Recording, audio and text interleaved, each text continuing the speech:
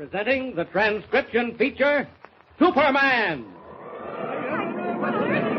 Up in the sky! Look! It's a bird! It's a plane! It's Superman! And now, Superman, strange visitor from the planet Krypton, who came to Earth with physical powers far beyond those of mortal men, and who fights a never-ending battle against crime and injustice, disguised as Clark Kent, mild-mannered reporter for a great metropolitan daily.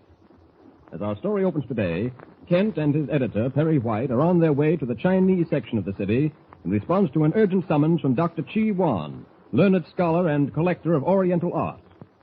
Darkness has fallen, and the narrow, winding streets are empty, save for a few wraith-like figures half hidden in shadowed doorways.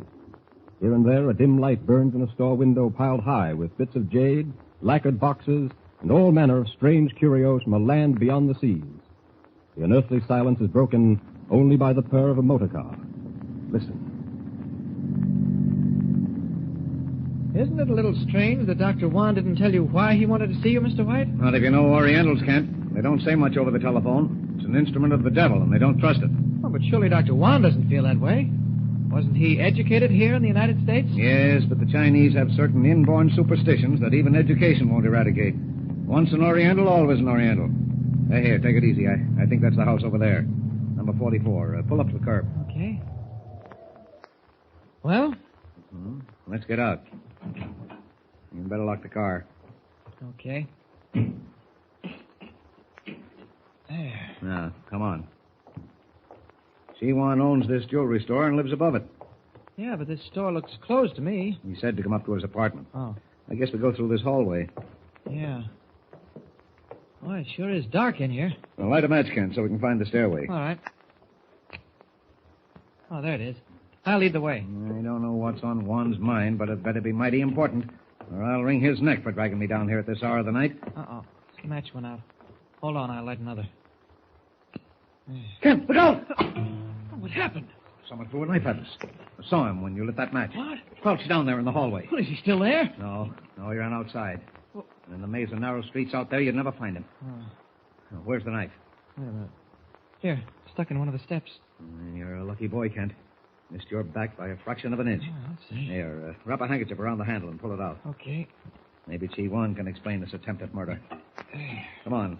Let's get up to his apartment before someone else decides to use us as a target.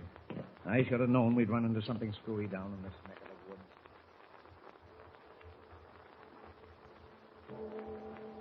And you cannot know, my honored friend, how pained I would have been if harm had befallen you. Not nearly as pained as Clark Kent would have been if that knife had landed in his back instead of the step. Lucky thing I happened to look around just as that yellow devil let it fly. It was one of my countrymen? Yeah, I think so. Now, look here, Chi Wan. What's this all about? People don't go around hurling knives at strangers without reason. There is reason. Good and ample reason. May I speak freely? Go right ahead. Kent's one of my ace reporters. I brought him along because he has a peculiar knack for ferreting things out. Don't count too much on that, Dr. Wan. Mr. Kent, in this hour of tribulation, I must count on everything.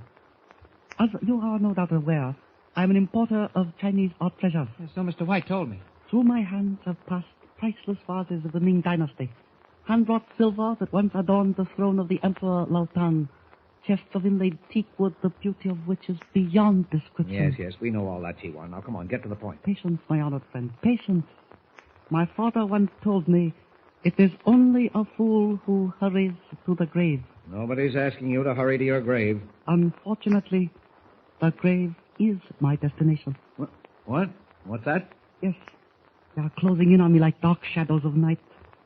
There is no escape. What in the name of heaven are you talking about? Before the next sun rises, I will be dead. What do you mean, Dr. Wan? Have you lost your mind? Well, in all my born days, Please. There is a little time, and I have much to tell you. But first, you must give me your solemn oath that not one word of what I am about to tell you will ever pass your lips. Well, that all depends, Chi Wan. If it's information the police should have, I'm not going to hold it back. Believe me, honored friend, the police can be of no assistance, or I should have called on them long ago. Well, all right, you can trust me with your secret. And you, Mr. Kent? Of course. I am grateful to you both.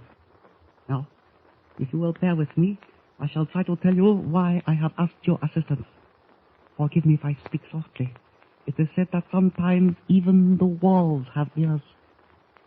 In 1930, while traveling through western China, I discovered in an ancient temple in the province of Shenzhen a goatskin manuscript written by an unknown scholar 3,000 years ago. It's a long way back, Dr. Wan. The Chinese Empire is more than 4,000 years old, Mr. Kent. Oh, what about the manuscript? What was on it? The characters were faded almost beyond legibility, but by dint of patient effort and the use of a high-powered magnifying glass, I was able to decipher them. Go on. What did it say? You will not believe me, but there, written on a square of goatskin 3,000 years old, was the secret of everlasting life. What's that? The secret of everlasting life. You mean, Dr. Wan, that the manuscript contained a formula for keeping human beings alive forever? No, Mr. Kent. I thought I heard wrong. You did not, honored friend. The manuscript said that he who finds the 10 teeth of the sacred green dragon will have life everlasting. No. Wait a minute, Chiwan. I'm a busy man. I run a newspaper, and the owners of that newspaper don't pay me to chase pink elephants or green dragons. Please, I beg of you, do not treat this matter lightly. Well, if you think either Kent or myself can waste time hunting for a green dragon, well... I have already found the dragon. Where, Dr. Wan? In the ruins of the Shenzhen temple. It was an idol, hand-carved. But the teeth were missing. Vandals had stolen them. Who'd want a handful of teeth, even from a green dragon? You do not understand. The 10 teeth of the sacred dragon are 10 pieces of pure jade, each one of which is engraved with a Chinese symbol. Go on, Doctor. Each symbol describes a rare herb found only in the lofty mountains of western China. When all 10 herbs are combined, ground into a powder, that powder renders the human body free of disease forever. And you believe that, Chiwan? I cannot help but believe it. For even now, I have in my possession 9 of the dragon's teeth. Where did you find them? All over the world, Mr. Kent. Some had been set in rings, others in necklaces. You say you have 9. What about the 10th? I failed to find it until a month or so ago when I learned it was in the possession of one Walter Huffman, a dealer in precious stones. I sent a trusted employee to purchase it from Huffman, but therein I made my mistake. How come? This employee, Hu Ling, had assisted me in deciphering the manuscript and knew the secret of the dragon's teeth. And he told Huffman. Exactly, Mr. Kent. In order that Huffman might demand an exorbitant price for the one piece he had.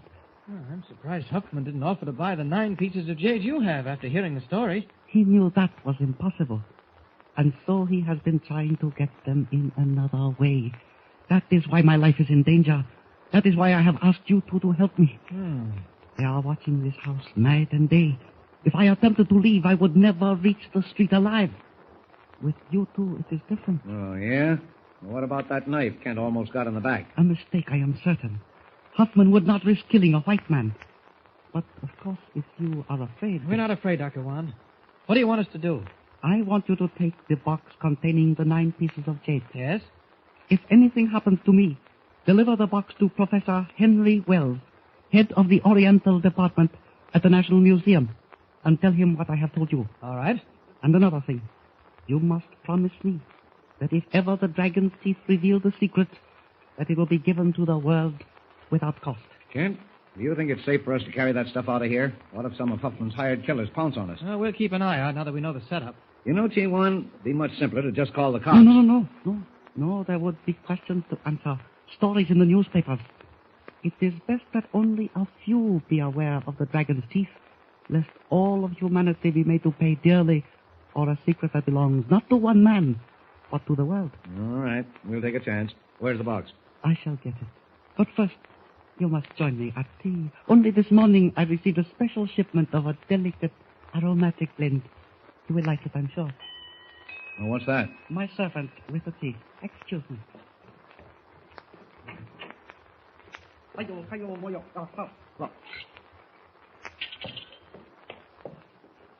Now, if one of you will do me the honor of pouring, I will get the box of jade in the meantime. Okay, I'll pour. Thank you, Mr. White.